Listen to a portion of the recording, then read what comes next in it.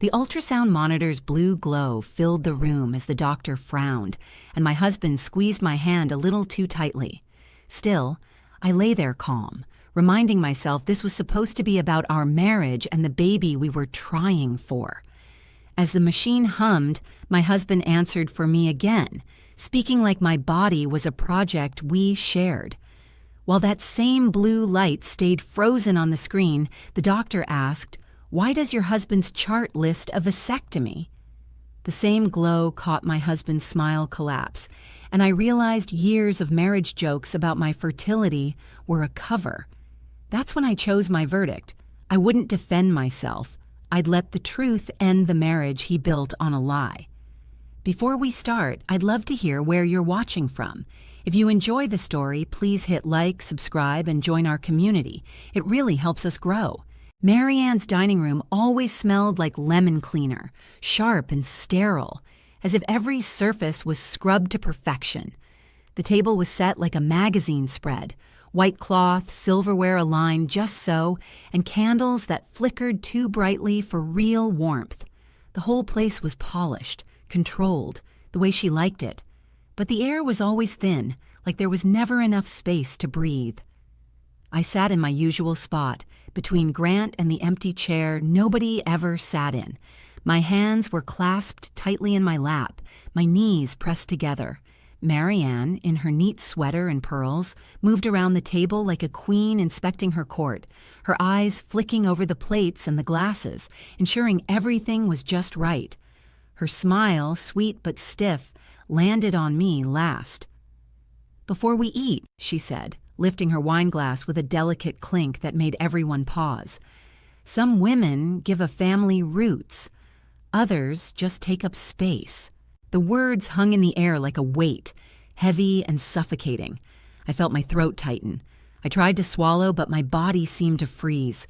Grant laughed, a soft chuckle that wasn't meant to be funny, just dismissive. "Don't be sensitive," he said quietly, his voice low enough that only I could hear. His hand brushed mine like an apology, but it felt like a command. Stay silent. Mary Ann's eyes flicked to me, then back to Grant, and she continued, "So how's the family planning going?" Grant smiled, smooth as ever, and answered for both of us. "We're managing," he said, as if this was just another one of those things we talked about in private, a formality. A little irregular, but we're working through it. His tone was light, almost dismissive, like the whole thing wasn't really my business. Derek, still cutting into his steak, looked up and grinned. "When are you getting a real heir, Grant?" Sloane's voice chimed in, distant as she stared at her phone. "Maybe she's just not built for motherhood," she added, like I wasn't even human anymore. Just some thing they could use as a punchline. I felt the world shift beneath me. My pulse sped up and I gripped the edge of the table, trying to hold myself together. Grant's hand on my knee was the only thing keeping me grounded. But even that felt like it wasn't really mine anymore. I didn't say anything. I couldn't. The room was too loud with the sound of everyone else's laughter, too cold with the sharpness of their words. On the drive home, the silence felt thick, like something I had to chew through. The lights outside blurred, yellow and orange streaking across the windshield. I needed to ask him. I had to. "Why don't you ever defend me?" The words slipped out before I could stop them. Grant's sigh was heavy, like I was the one causing trouble. "I'm keeping the peace," he said, glancing at me. "You should try it." I could feel the anger rising, but I bit it back. "Keeping the peace," I repeated, tasting the bitterness. "By letting them make jokes about me, letting them treat me like that?" He glanced at me again, quick and sharp. "It's not like that, okay? They don't mean it." I didn't respond. He wouldn't get it. He never did. Later that night, as I walked into the bathroom, I noticed something in the trash. A pregnancy test wrapper. Brand new. But I hadn't taken a test. I hadn't even thought about it. My chest tightened. Grant had never mentioned it. Not once. But there it was. I stood frozen, staring at it. The room suddenly too quiet, too still. Today, I understand that sometimes the smallest things can speak louder than any words. The clinic hallway smelled like hand sanitizer and warm plastic, and the fluorescent lights overhead made everything look flatter and more tired than it was. Grant kept his hand on my lower back like he was steering me, smiling at staff the way he always did, charming, calm, like he belonged there. When the receptionist called my name, Grant stood first and reached for the clipboard. "I'll do it," he said, already writing. "I can fill it out," I tried. He didn't even glance at me. "You always forget the details," he said with a soft laugh, like it was a cute thing about me. The receptionist smiled politely. I sat down, watching him write my information, my body reduced to boxes and check marks he controlled. In the exam room, I held the paper gown on my lap, the stiff, crinkly fold digging into my fingers. A nurse walked in, Elena, and asked in that practiced tone, "Last menstrual period?" I opened my mouth and Grant answered first. 32 days ago, we've been tracking." My cheeks burned. Tracking. Like my cycle was his project. Elena typed and asked more questions. Cycle length, symptoms, meds, and every time I tried to speak, Grant slid in smoothly, tossing out dates like he'd memorized them. "She gets cramps day 1. No spotting. Prenatal, when she remembers." He smiled at me after that last one, like I was supposed to laugh along with being made small.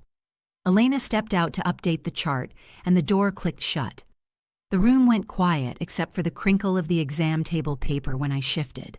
Grant turned to me with that controlled smile. "No surprises today," he said, "and we're not telling your mom yet." The way he said it, like it was already decided, made my stomach tighten. "Why are you deciding that?" I asked. "Because she'll stress you out," he said, voice gentle and final. "Stress isn't good for you." I hesitated, then pushed the real thing out. "You've been distant at night." Grant's expression didn't change. "You're imagining it," he said. Then he kissed my forehead quick and light like a reward for shutting up. "Don't make yourself crazy." At checkout, while the receptionist discussed my copay, I opened the shared insurance portal on my phone out of habit. My screen glowed in the dim lobby. I scrolled through recent claims and froze. Urology consult, under Grant's name, recent. In the car, I kept my voice low. "What's the urology consult?" Grant's jaw tightened so hard it looked painful. He didn't look at me. "Stop snooping," he snapped. And in that moment, the air changed. Today I understand that when a simple question makes someone angry, it's because you're close to the thing they're hiding. Grant sat close beside me on the couch, my phone in his hand like it was naturally his. The TV murmured in the background, but the only light that mattered was the blue-white glow from my screen reflecting off his face. "Okay," he said, tapping fast. "This clinic app is important. Messages, labs, appointment reminders. You don't want to miss anything." "I can do it," I said, reaching. He smiled without looking up. "I'm helping. For convenience." Convenience was how he made controls sound kind. I read him the verification code. He entered it, clicked through screens, and when the account finally opened, he held the phone up like he'd completed a task. "There, all set." I took it back and tried to log out, just to reassure myself I still could. The login screen appeared. I typed what I thought was my password. Incorrect password. My stomach dropped. Grant let out a quiet laugh. "See? You forget details." "I didn't." "What did you change it to?" I asked, keeping my voice calm even as my skin prickled. He leaned in and kissed my temple, light as a stamp. "I saved it," he said. "It's easier. If you get locked out, you'll panic, and stress is the last thing you need." I stared at him, my own medical information, and I'd just watched my access disappear. My phone buzzed again. Marianne. Her name lit the screen like a warning. I answered anyway. "Sweetheart," she sang, "Grant says you've been stressed. You know stress causes infertility, right? Don't sabotage yourself." The words were coated in sugar, but they scraped, like my emotions were a defect I needed to manage for their family's benefit. "I'm fine," I said. "Good," she replied, breezy. "There's a neighborhood barbecue this weekend. People ask questions. Just be calm." The barbecue was sunshine and smoke and everyone smiling too hard. Grant's arm wrapped my waist like a claim. When a neighbor asked, "Any baby news?" Grant laughed. "We're trying soon," he said. "She's picky about timing."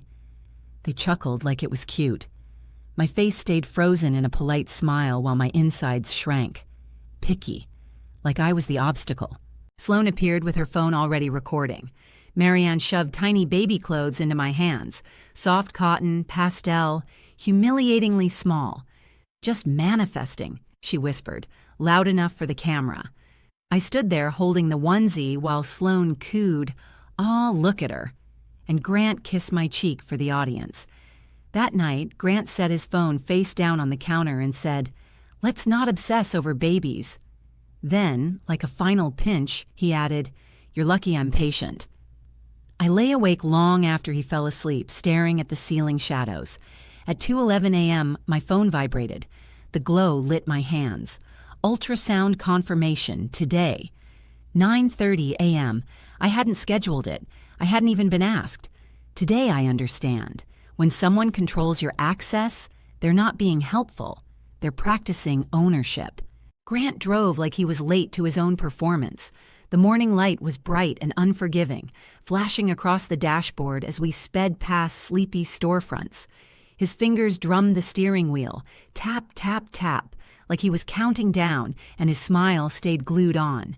"Relax," he said, voice cheerful. "This is a happy day." I gripped my purse in my lap, the strap cutting into my palm. The car smelled like his cologne and stale mint gum.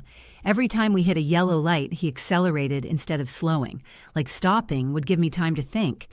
Casually, like he was mentioning a weather forecast, Grant added, "My parents are praying for a boy." My stomach tightened.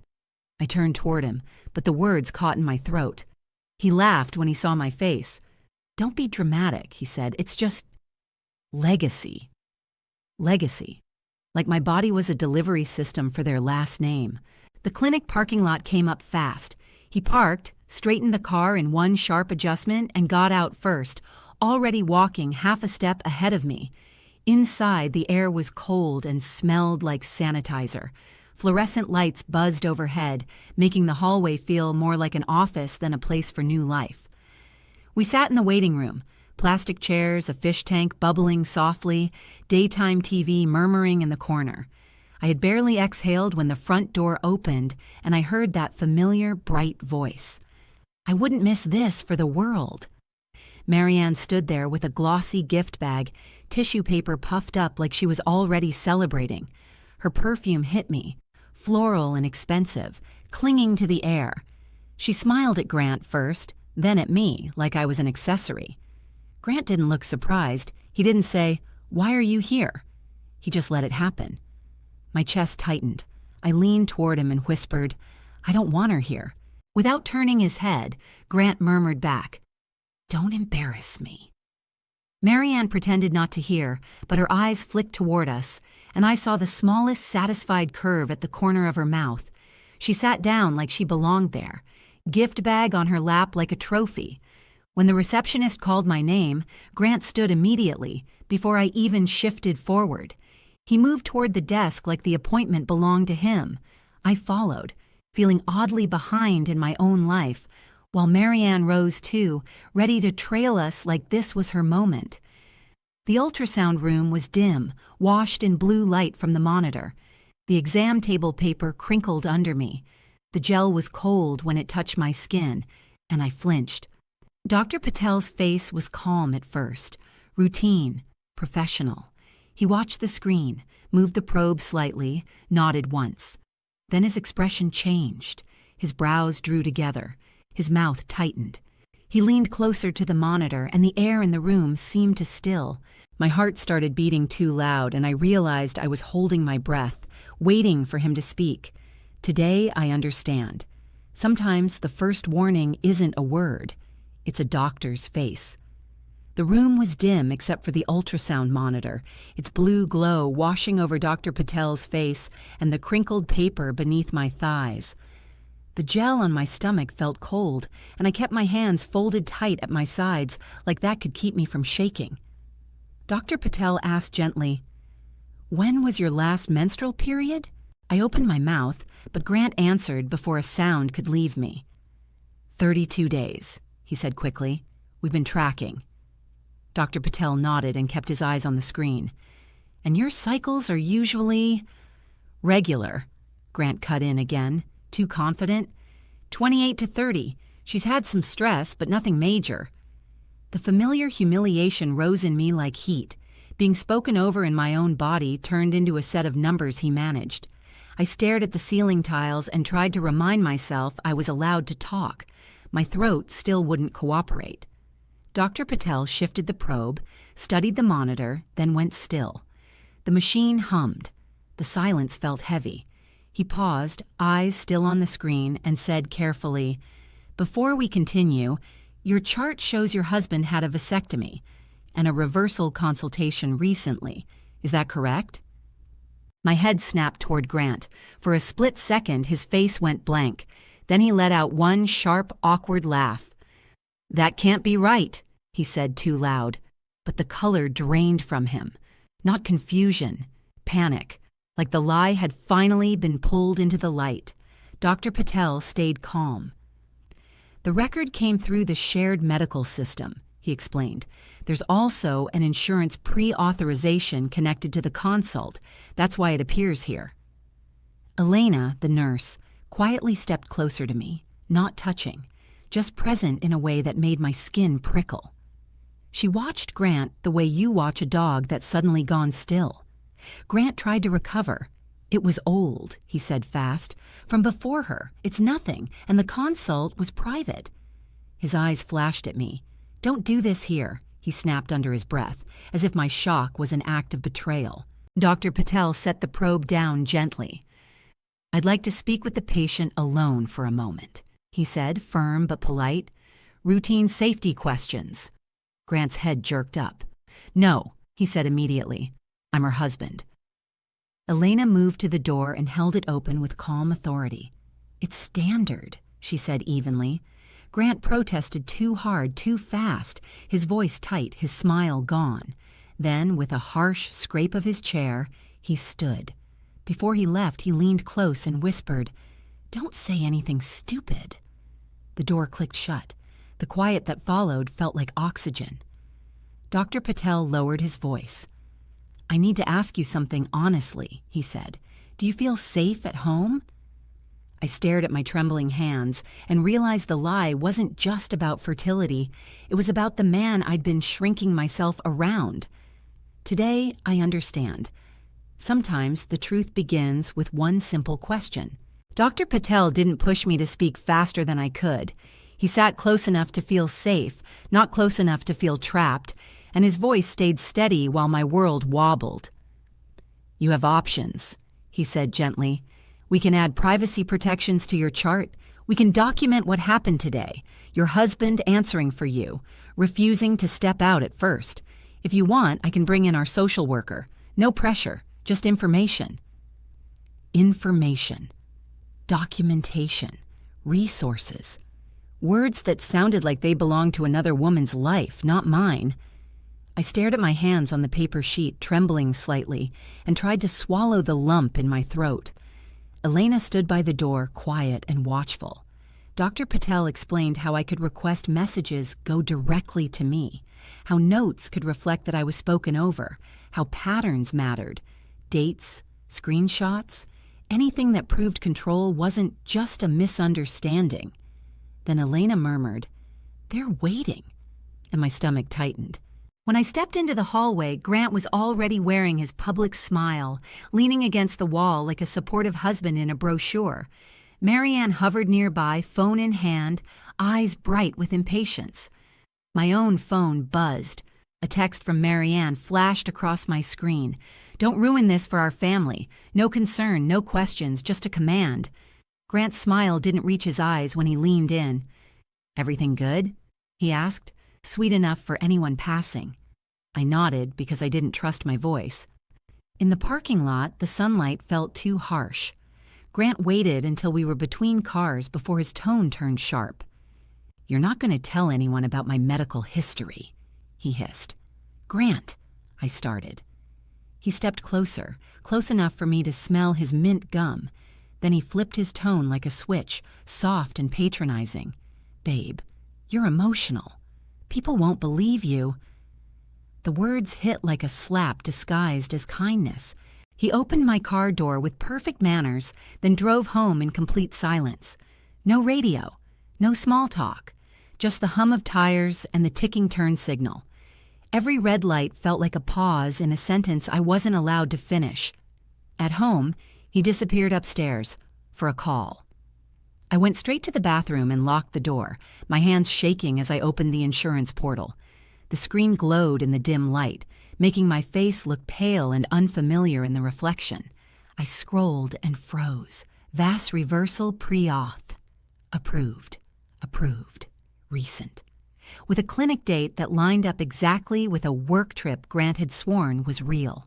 My stomach went cold as the pieces snapped into place. The doorknob rattled once. Then the door opened anyway. He had a key, of course. Grant's eyes landed on my phone. His expression didn't show surprise. It showed recognition. He smiled slowly and held out his hand. "Give me that," he said, like he was reaching for a leash. "Today I understand. Silence isn't peace when it's enforced. It's preparation." Grant's apology came too smoothly, too carefully. He stood in the kitchen, arms crossed, looking almost rehearsed. "I wanted to surprise you," he said, too calm, like we were discussing a gift instead of a betrayal. "But your anxiety made it impossible to talk about it." My hands were clenched around the edge of the counter, the cool marble pressing into my palms, but the words stuck in my throat. Your anxiety was his way of turning my reaction into a problem that was mine, not his actions. The familiar sting of being talked over, of being the one to blame, curled in my stomach. "I just didn't want to hurt you," he continued, his voice too smooth, too practiced. "The vasectomy, it was from before you, the reversal. I did it for us, for our future." His words hovered in the air, but they didn't fill the space. They made it emptier, thinner. They didn't explain why he'd let his family mock me for years, why they'd called me barren, why he'd never once stood up for me. Before I could respond, the doorbell rang. Marianne walked in like she owned the place, a tray of lemon bars in hand, her bright perfume filling the space before her. "I wouldn't miss this for the world," she said, voice sugary sweet. She set the tray down and looked at me, her eyes sharp with judgment. I couldn't even find my voice. I felt small, invisible almost. She turned to Grant and smiled. "Now you'll stop acting like a victim, won't you?" Her voice was soft, casual, like she was explaining something simple, not cruel. She handed me a piece of paper, smooth and crisp. "House rules," she said, looking pleased with herself. "A baby needs stability." My hands shook as I looked at the list. No stress, no drama, no outsiders. Sloan popped in, phone already in hand, and without missing a beat said, "Don't mess this up." She giggled, filming me while I stood there frozen in place, the forced smile barely holding together. That night, after they left, I opened Grant's laptop in his office. I stumbled on a folder titled Custody Draft. My heart sank, and I felt my stomach drop. He wasn't planning a family, he was planning control. Today I understand. Sometimes the most chilling truth is the one you weren't meant to see. Kara didn't ask me why I stayed. She didn't ask about my mistakes, my fears, or why I had let Grant pull me in, over and over. She just looked at me, straight into me, and said, "What can you prove?" The question landed like a shock. I stared at her across the polished desk, feeling the weight of everything I had been swallowing for so long. The shame, the fear, the helplessness. It had all been tangled up in me, and now someone was telling me to untangle it piece by piece. She didn't offer sympathy or soft words. Kara's voice was calm, clear, steady. a voice that knew what it was doing, not one that needed to make me feel better. It was just business, and I needed that more than anything. "You need to focus on what you can show," she said.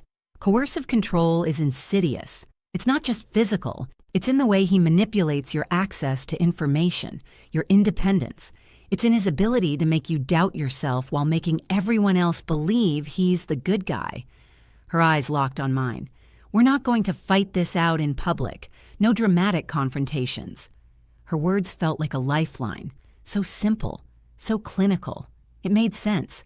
But it also made me sick to my stomach to realize how much of my life had been reduced to paperwork, to evidence. That's what I'd become. A case. "Here's what you need to collect," Kara continued, her pen moving quickly across a notepad. "Insurance logs, appointment records, texts that feel threatening, controlling, any witness names, and financial leverage." She paused, then added, "Especially the financial leverage." I nodded, trying to absorb it all. "Leverage," I repeated, the word feeling heavier than the rest. "What does that mean?" "It means the way he's bound you to him. It's not just about the money, it's about control. The way he handles your finances, how he convinces you that you can't survive without him, how he makes you feel powerless." I nodded again, my throat tight. But as she spoke, a part of me started to shift. I realized that the manipulation, the quiet, insidious control, had always been there. I had just been too close to it to see. Now Kara was handing me the tools to pull it apart, piece by piece. The quiet buzz of my phone broke my thoughts. I pulled it out, still half disoriented, and saw Grant's name flash across the screen. The messages started coming in almost immediately. "Where are you?" "Answer me. You're overreacting." Each message felt like a small humiliation, designed to pull me back into line. I felt the sting of it, the familiar pressure to stop, to appease him, to make everything seem normal again. But instead, I held the phone in my lap, shutting my eyes for a moment to gather myself. Kara noticed the way I flinched. "Ignore him," she said firmly, her voice cutting through my thoughts like a knife. "You're not overreacting.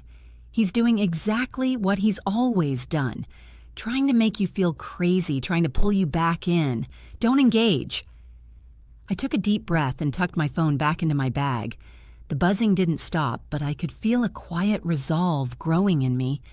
For the first time in a long time, I was learning how to take control of my own story.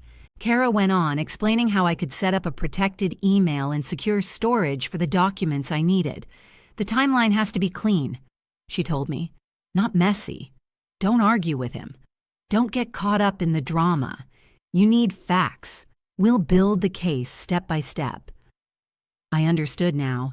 This wasn't just about the vasectomy or the ultrasound. This was bigger. As I stood to leave, Kara turned to me with one last piece of advice. "If he's scheduling ultrasounds and controlling your access to information, we need to look at your finances too. That's where he's hiding more." I walked out of her office in a daze. The door closed behind me with a soft click, but the weight of it stayed. Today, I realized the lie wasn't just about a surgery. It was about control, about how he'd made me invisible while making everyone believe he was the one who was right. And now I was ready to take it all back. Now I understand. The biggest lies don't hide in what's been said. They hide in what's been kept from you. Marianne called it a celebration dinner, like the word could scrub away years of jokes. Her dining room smelled like lemon cleaner and roasted meat, the table set too perfectly. Polished silverware, heavy plates, candlelight competing with a bright chandelier that made everything feel exposed. She raised her glass with a delicate clink. "I want to toast my son," she said, smiling. "Grant, thank you for giving her the gift of motherhood." The way she said it made my stomach twist, like I should be grateful for basic honesty. Derek smirked and leaned back in his chair. "So you're grateful now," he said, chewing like my humiliation was part of the meal. Sloane laughed, phone in hand. "Guess she wasn't broken after all." Grant's hand slid under the table and squeezed my knee. Hard, warning pressure. Then he smiled at everyone and added, She was emotional at the doctor, like he was preloading my credibility into the trash. You know how she gets. I didn't argue. I didn't plead. I set my fork down carefully, the clink against the plate sharp in the quiet that followed. Then I stood, chair scraping the floor. I pulled a plain folder from my bag and placed it in the center of the table. One by one, I laid out printed insurance authorization dates, the urology record reference, and screenshots showing my clinic portal being locked. Time-stamped proof that I wasn't forgetful. I was blocked. Marianne's smile faltered. "What is this?" she asked. Too sweet. I tapped my phone and turned on speaker. Kara's voice filled the room. Calm, steady, not a threat, just reality. "This is Kara Holt, counsel for her. A safety plan has been established. All communication goes through my office. Any harassment or retaliation will be documented." Marianne tried to laugh it off. "Attention-seeking," she said, waving a hand like she could dismiss boundaries. I didn't look at her. I hit play on one saved audio message. Grant's voice came through, clear as day. "You're emotional. People won't believe you." The room shifted. Derek's eyes dropped to his plate. Sloane's smile died mid-breath. Marianne went still, the glass trembling slightly in her hand. Grant's smile cracked. He leaned toward me and whispered, "You think you're winning?" Then his phone lit up on the table with a cheerful chime. Bank alert. And I caught one word before the screen dimmed. Transfer. My stomach went cold, because in that moment I realized this wasn't just about surgery or lies. He was moving money too. Today I understand. When the mask slips in public, the real damage happens in private. I didn't sleep after that bank alert. In the dark, I listened to Grant breathe like nothing had happened, while my mind replayed one word over and over. Transfer. Before sunrise, I went into the kitchen barefoot. The tile was cold, the air smelled faintly like dish soap and last night's garlic. Everything looked normal. Keys in the bowl, coffee pods lined up, the kind of perfect life Grant loved to display. My hands shook as I opened our banking app. The screen's glow harsh in the quiet. There they were, weekly transfers. Same amount, same day, structured and careful, small enough to hide inside ordinary spending, consistent enough to feel intentional. The receiving account wasn't familiar, no cute nickname, just a sterile string of numbers, like it was meant to be forgettable. When I clicked details, my throat tightened. The account wasn't in my name, not joint, just Grant. He walked in wearing his work shirt, tie half done, coffee mug in hand. He saw my face and immediately got that controlled look, like he was preparing to manage me. "What's going on?" he asked. "Those transfers," I said, keeping my voice calm on purpose. "Where are they going?" He barely glanced at the screen. "Savings for the baby," he said casually. "Then why isn't my name on it?" I asked. My fingers felt numb against the phone. Grant's smile thinned. "Because it's easier if one person handles it. You get overwhelmed." I scrolled again and stopped. "The address on file isn't our home." His jaw tightened. "That's old bank paperwork. It doesn't matter." "It does matter," I said. "Whose address is that?" He set his mug down too hard, ceramic clacking like a warning. Then he flipped it on me, voice sharper. "You're obsessed with money. Is that all you care about?"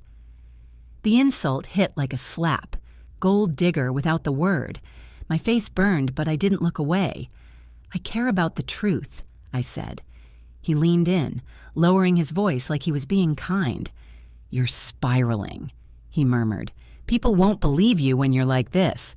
Then he grabbed his keys and left, the door shutting with a heavy thud that made the house feel hollow.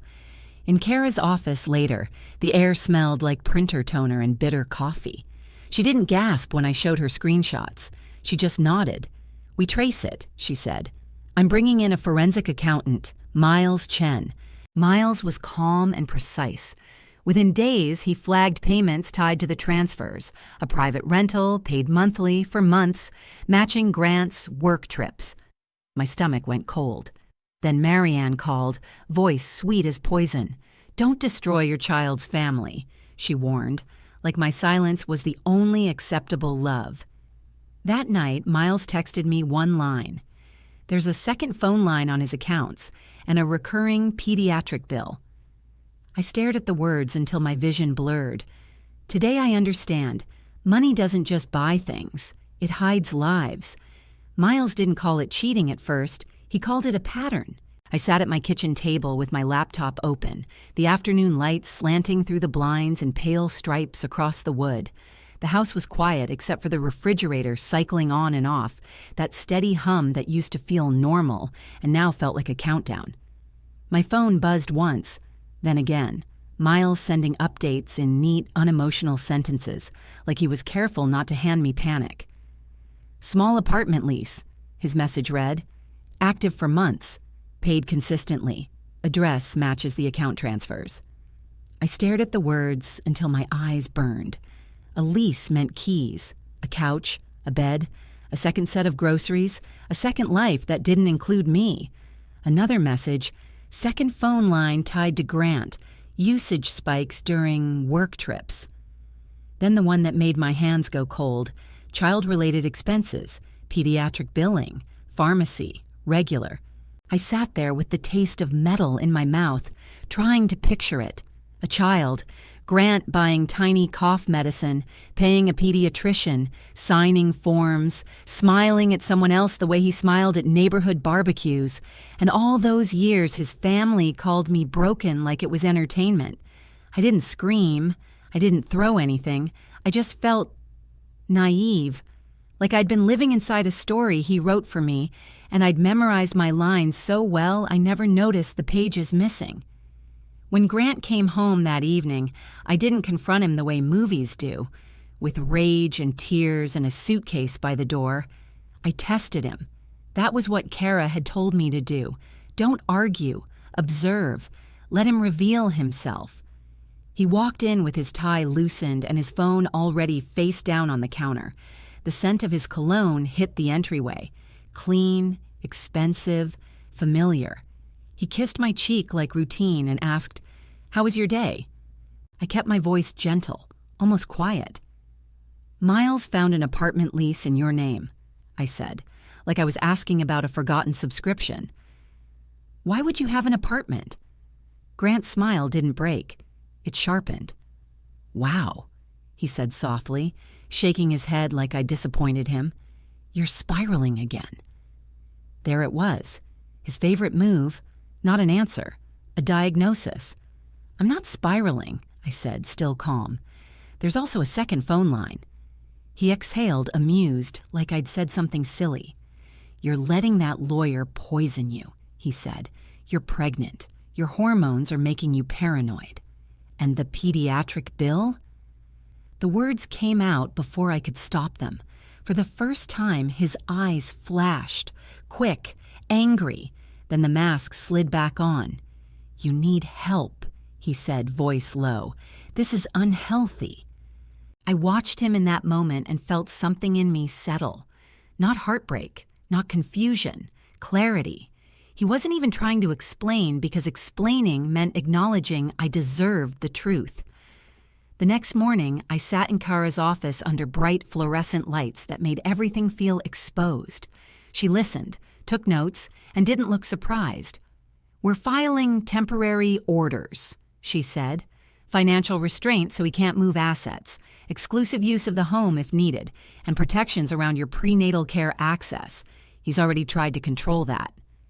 Hearing it framed like that, control, made my stomach twist, but it also made me feel less crazy. Crazy was what Grant needed me to be. That afternoon, Grant arrived home with flowers. A huge bouquet, roses and lilies. So dramatic it looked like a movie apology. He held them out with a soft voice and wet eyes that didn't quite match. "I did it for us," he said. "I've been under pressure. My parents, the expectations. I was trying to fix things. Please, don't blow up our future." He watched my face. For the moment I'd melt. For the moment I'd accept performance as love. When I didn't, his voice changed. The softness drained like water down a sink. "If you keep pushing," he said quietly, "you're going to regret it." That evening, Marianne and Derek showed up unannounced. Marianne wore her perfect smile like armor. Derek stood behind her, heavy and silent, eyes scanning the house as if calculating what was his. Marianne leaned close and spoke like she was giving advice. "A smart woman knows when to keep her mouth shut," she said. Derek didn't say a word. He just stared at me like I was ruining their investment. After they left, the house felt colder. The light from the TV flickered against the walls. Grant stood in the doorway of the bedroom, his silhouette hard. "If you leave," he said, voice flat, "I'll tell the court you're unstable." He waited for fear, for tears, for me to shrink. I looked him in the eye and felt my voice come out steady. "Try," I said, because Kara had already filed. Today I understand the moment power shifts isn't always loud. Sometimes it's one word, spoken calmly, when someone expects you to break. Grant turned into a gentleman the second we walked into the courthouse. The building smelled like old paper and floor polish, and every sound echoed. Heels clicking, doors closing, low voices bouncing off stone walls. Under the fluorescent lights, he looked calm and polished, like this was just another place he could win people over. He held the door for strangers, joked with the security guard, and made the clerk laugh with a comment about court coffee.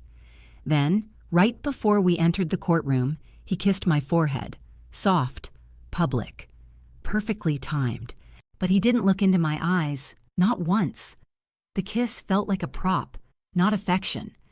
Inside, the benches were hard and cold. Kara sat beside me, steady and quiet. Grant sat across the room with his attorney, posture relaxed, smile ready. When his attorney spoke, the words hit in that familiar, humiliating tone I'd been living under for years. "Your Honor," he said smoothly, "my client's wife is emotional and confused by medical terms. She has misinterpreted routine documentation and allowed her anxiety to spiral." Confused, emotional, spiraling. My face burned because it sounded exactly like Grant at home, just dressed up in legal language. I stared at the wood grain on the table and forced my breathing slow, refusing to give them the messy reaction they wanted. Then Kara stood. She didn't argue feelings. She laid down facts, insurance records and authorizations, screenshots of my clinic portal being locked out, threatening texts, Grant demanding my location, telling me to stop snooping, warning me not to tell anyone, bank transfers, weekly, structured, into an account not in my name, a summary tying those transfers to a private rental, and a clinic note documenting Grant answering for me and resisting being separated for safety questions. Kara's voice stayed calm as she said, "This is coercive control. He controlled access to prenatal care and applied retaliatory financial pressure when she questioned him." The judge's tone changed. He asked sharper questions. He looked at Grant longer. The charm in the room suddenly felt thin. Temporary orders were granted. Financial restraint, protected access to medical accounts, and a communication boundary. No direct contact outside approved channels. It didn't feel dramatic. It felt like a lock clicking into place. Outside the courtroom, the hallway air felt colder. Marianne appeared, eyes hard under her perfect smile. She leaned in close and hissed, "You'll regret humiliating my son." Before I could react, Kara stepped between us, voice even. "This isn't humiliation," she said. "This is documentation." At that exact moment, Grant's phone rang. He glanced at the screen and the color drained from his face. Employer. The ringtone sounded too loud in the hallway, cheerful and wrong. Today, I understand. Charm works until the truth has paperwork, and until two worlds finally collide. The first time I saw Grant truly panic, it wasn't in our kitchen or at his parents' table. It was in the tiny twitch at the corner of his mouth when he realized numbers were starting to speak louder than he could. Miles called me on a Tuesday afternoon while I sat in my car outside a grocery store, hands locked around the steering wheel like I was anchoring myself to reality. The sun was bright, but the inside of the car felt dim, trapped. My breath fogging the edge of the windshield. "I found something that connects his personal spending to his employer," Miles said, calm and matter-of-fact, like he was reading weather. The reimbursements for travel. They matched the dates and locations of the apartment lease payments and the second phone line. My stomach tightened. "What does that mean?" I asked, even though I already knew. "It means he wasn't just hiding a second life," Miles replied. "He was funding parts of it through company expenses." The words landed heavy. For years, Grant had been the kind of man who shook hands with confidence, who volunteered for committees, who made managers laugh. He had always treated charm like armor, but armor doesn't work against spreadsheets. Kara warned me that once the court filings moved forward, the financial trail would expand. Subpoena requests, disclosures, questions that didn't care about his tone of voice. A week later, she texted me, "HR is involved." I stared at the message until my screen dimmed. HR. 2 letters that meant Grant couldn't smile his way out of a meeting the way he smiled his way out of a fight with me. HR didn't care if he called me emotional. HR cared if the receipts lined up. The next time I saw him in person was at a scheduled exchange of documents through counsel. He walked in wearing the same crisp shirt and expensive watch, but something about him looked thinner around the eyes, like he'd been sleeping in short bursts. His phone buzzed twice in the span of 10 seconds. He didn't check it, but his fingers flexed like he wanted to crush it. Behind him, his attorney spoke differently now. Less swagger, more urgency. "Let's keep things reasonable," the attorney said, voice tight, like reasonableness was suddenly the only life raft available. Grant's charm was still there. He nodded politely, made a small joke to the receptionist, but it sounded hollow, like a song played through a cracked speaker.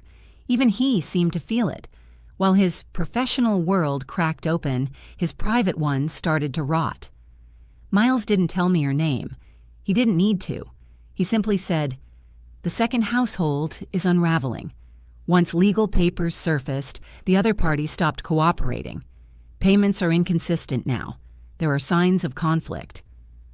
Conflict. That word sat in my chest like ice. I pictured a woman in a small apartment, curtains pulled, a child's toys shoved into a corner. I pictured Grant standing there with his practiced smile, trying to keep her quiet the way he kept me quiet. Promises, blame, pressure. And then I pictured her seeing the legal language, the court stamps, the way truth becomes permanent when it's printed. People don't want to go down with someone else's ship, not when the ship has their fingerprints on it. Marianne felt it too. Not in her heart. She didn't do softness, but in her social air supply. It started small.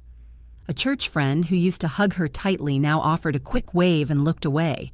A neighbor who always saved her a front row seat at community events suddenly claimed it was reserved. Invitations stopped coming. The women who used to lean in for gossip leaned away like Marianne's family was contagious. She called me twice and left one voicemail that was all sweetness with a tremor underneath. "This has gone far enough," she said. "People are talking." People were always talking. Marianne just wasn't used to being the topic.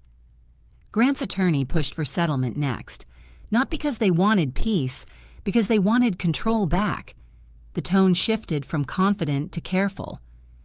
"We can resolve this privately," the attorney said through Kara, as if privacy was a gift Grant deserved.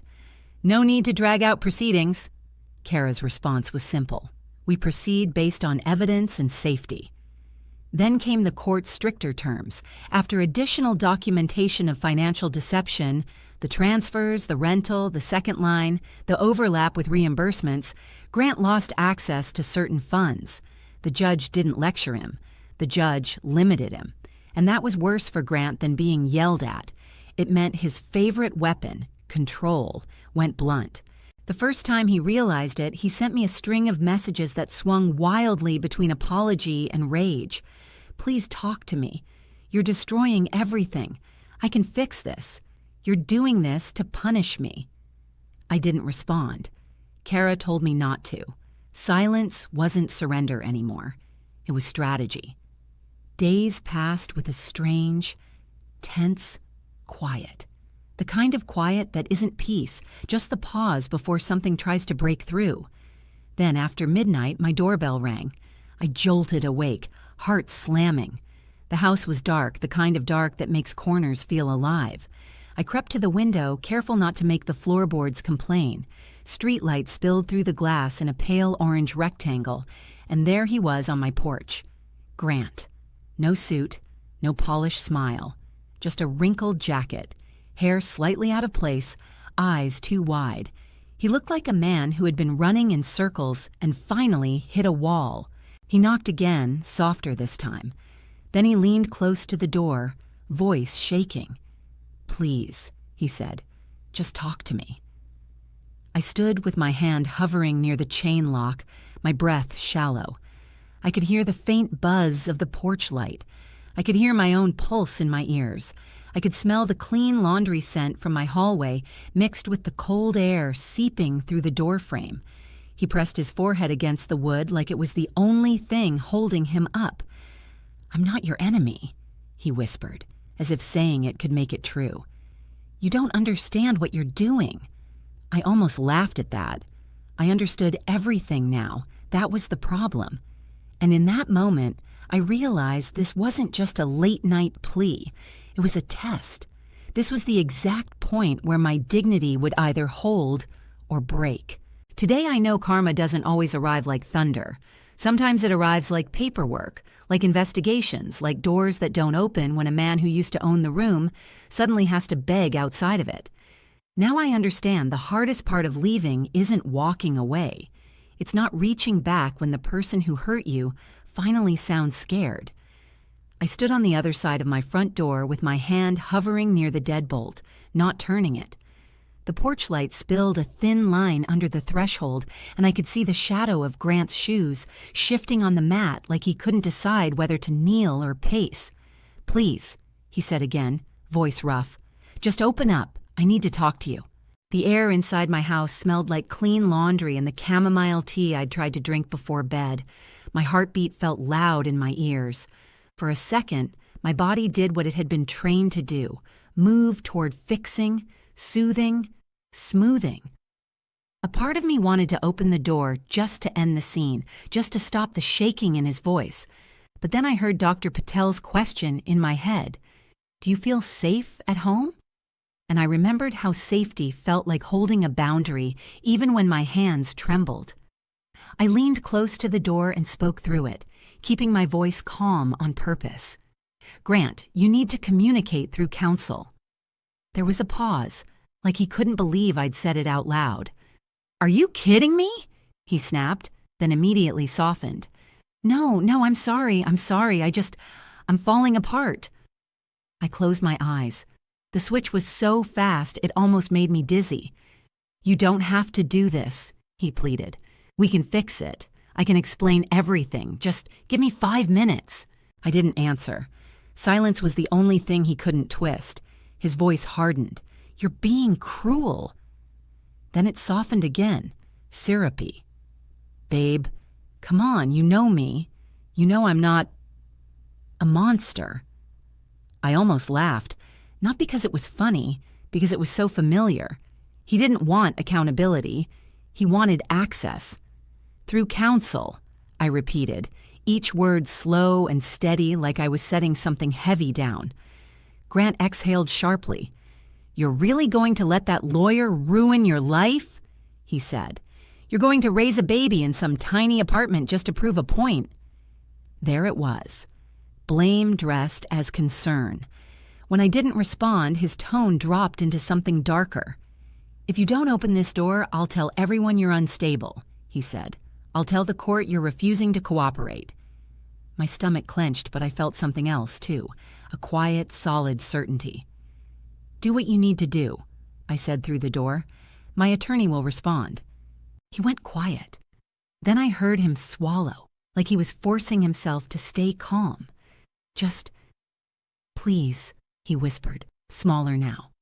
"I don't want to lose you." The words could have cracked me once. Tonight they just proved the truth. He wasn't sorry. He was losing.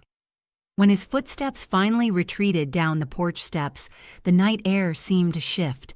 The house stayed still, and I stood there for a long minute with my forehead against the door, breathing through the tremor in my chest until my body remembered it was allowed to rest. The next days became paperwork and precision. Kara moved like a surgeon, quiet, exact.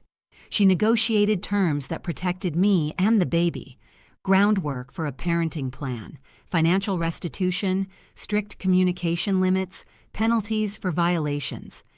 Every clause felt like a brick in a wall I'd never been allowed to build. Marianne tried one last attack. She left me voicemails calling me ungrateful, dramatic, a liar.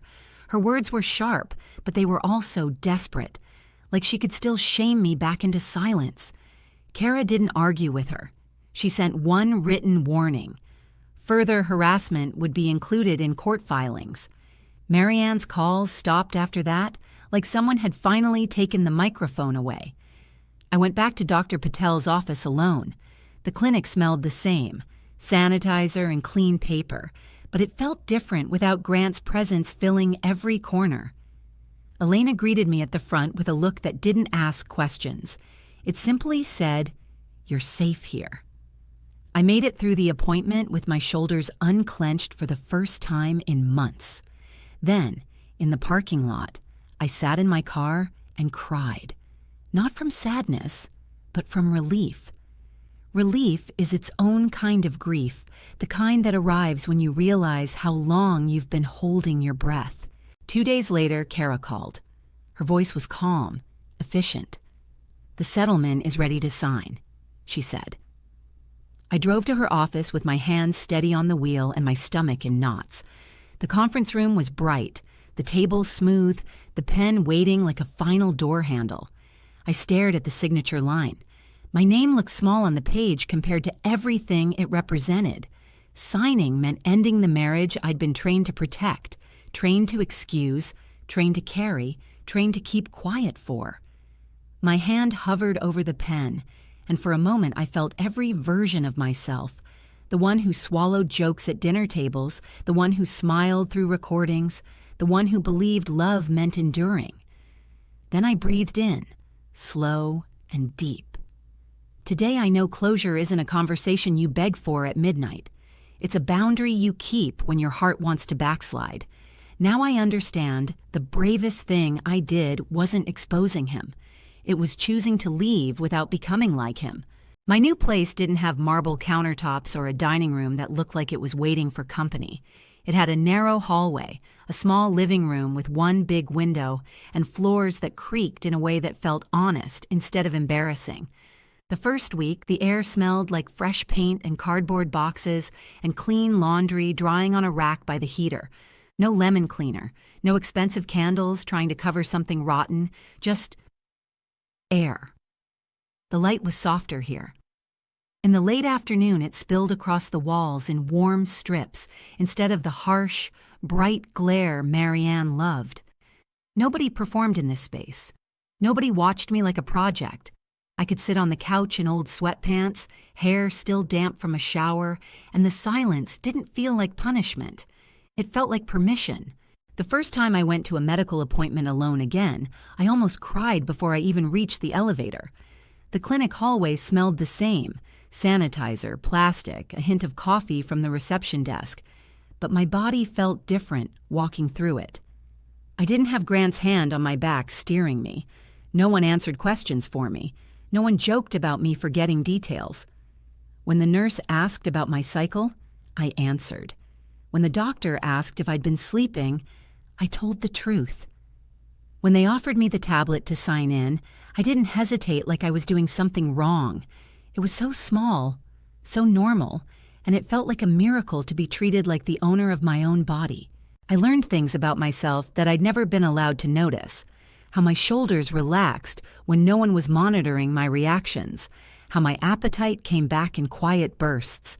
How I slept deeper when I wasn't bracing for a tone shift, a slammed drawer, a "don't make this weird." Healing didn't arrive like a movie montage. It arrived like mornings that didn't start with dread. The baby stopped feeling like a bargaining chip and started feeling like a future. Not a trophy for Grant's parents. Not a legacy. Not a weapon he could hold up in court or threaten to take. a future I could build with structure, not fear. I built routines the way you build a fence, piece by piece. A calendar on the fridge with appointments written in my handwriting, a folder labeled with real dates and real documents, because paperwork is how you protect peace when you've lived with someone who weaponized chaos. Therapy sessions that didn't ask why I stayed, but helped me understand why I silenced myself. A small circle of support, one friend who checked in without gossip, a prenatal group where no one knew my story, just my name. Stability, I learned, isn't something you beg a man to give you. It's something you build when you stop waiting for permission. Grant's image, his shiny, perfect husband mask, didn't survive reality. Records don't care about charm. HR doesn't care about a warm handshake. Court documents don't care if his mother bakes lemon bars for church. People who used to laugh at Marianne's jokes stopped laughing when the story changed from sensitive wife to documented control and financial deception. Her reputation couldn't outsmile facts. It couldn't out-host paperwork. I didn't celebrate that the way I thought revenge would feel. It wasn't fireworks. It was quieter than that. It was the calm satisfaction of watching a house of cards fall because someone finally turned on the light. Sometimes, late at night, I still heard echoes. Grant's voice saying people wouldn't believe me. Marianne calling me dramatic. Sloane's giggle behind her phone camera. The old humiliation tried to crawl back into my chest like it belonged there. But then I'd look around my small place. The laundry basket by the couch, the stack of baby books on the coffee table, the soft lamplight instead of harsh overhead glare, and I'd remember. I wasn't trapped anymore. Today I know revenge doesn't have to be loud. It can be boundaries that don't bend, truth that doesn't rush, and a life that doesn't include them. Now I understand his biggest lie wasn't the vasectomy. It was the idea that I needed him to survive. And sometimes I still hear the doctor's question in my head, steady, simple, devastating. Do you feel safe at home? I breathe easier every time it returns, because it was the first time someone asked the truth out loud, and the first time I realized my answer could change everything.